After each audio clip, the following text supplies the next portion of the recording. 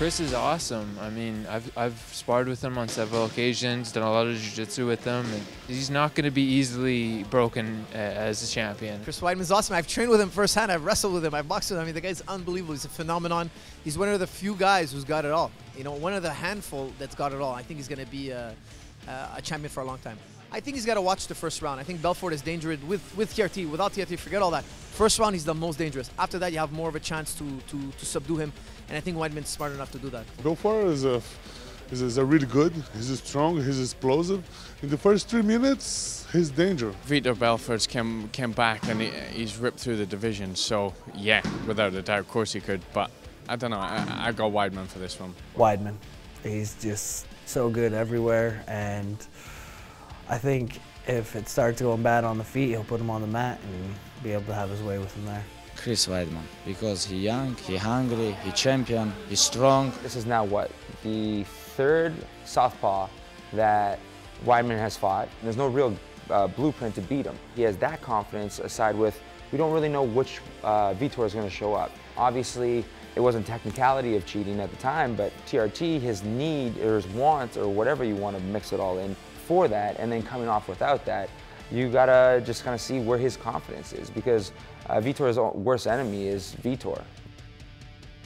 We're back on Fight News Now Live. We're going to be sending you to Las Vegas momentarily, but if you want to get those last-minute wagers in, the only man who's going to make you some money tonight is Gabriel Morency. And what a card we've got tonight, Gabe. Is this the most predictable card? Well, I'll tell you what, thanks, John. And I tell you, it's fitting that we're sending it to Las Vegas right now, because we got an MMA buffet on tap. There's something for everybody here this evening. We got a couple of championship fights. We got heavyweights. We got lightweights. We got flyweights and everything else in between. That's the good news. The bad news is we got the most predictable, heavily chalk card, as John just stated. In fact, we've never had so many heavily favorites on a card in UFC history before. That's right, UFC history. And for the record, I think most of these favorites are actually going to get there. I think Cerrone's going to win.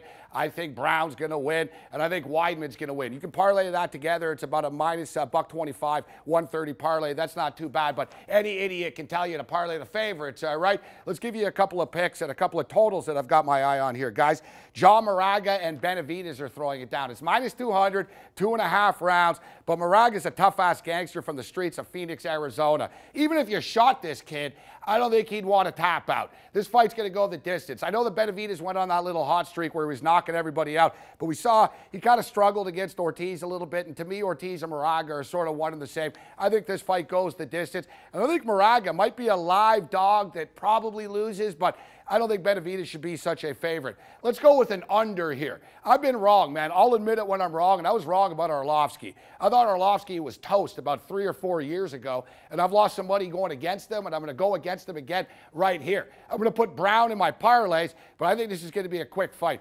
1.5 rounds is the total. It's only minus 125 to take the under. 1.5 rounds is it. That's 7.5 minutes, guys. That's a long time for Arlovsky to last against a gigantic Travis Brown. And let's give you the main event. We can't go out without talking about what a super fight this is. Cormier and Johnson.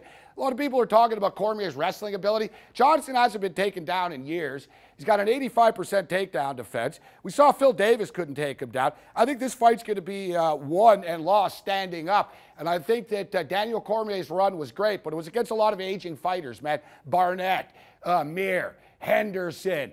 Anthony Johnson's a lot of things. An aging fighter is not one of them. Similar to Robbie Lawler's, second win, so to speak. I think we got the same thing here. Anthony Johnson's going to be the new champion, guys.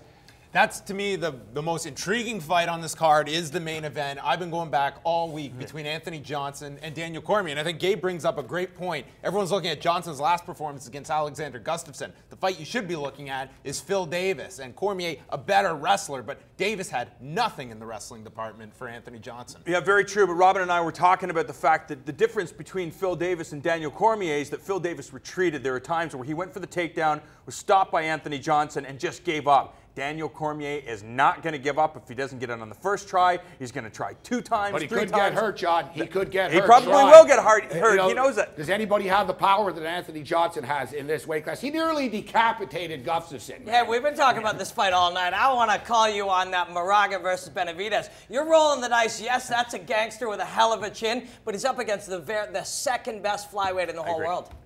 I think that's a fight that you also look at Joseph Benavidez and where he goes in this flyweight division. I'm with you. I think this guy is the second best flyweight in the world, but he is the definition of purgatory is where this guy is at this point, and how you get up for a fight like a John Moraga when you know that I think there's a glass ceiling for Joseph Benavidez at 125 pounds. Well, if he doesn't get up for John Moraga, Gabe's going to make himself a lot of money. Well, he doesn't have to win the fight. It's just got to last 2.5 rounds. That's it. But Hedge your bets. Seems to be a pattern over at Alpha Male, though. Second best, right? Yeah, right. Well, we'll take a look now at our predictions, including our guest fighter who joins us, Diego Sanchez, with his picks for the main card of UFC 187 tonight.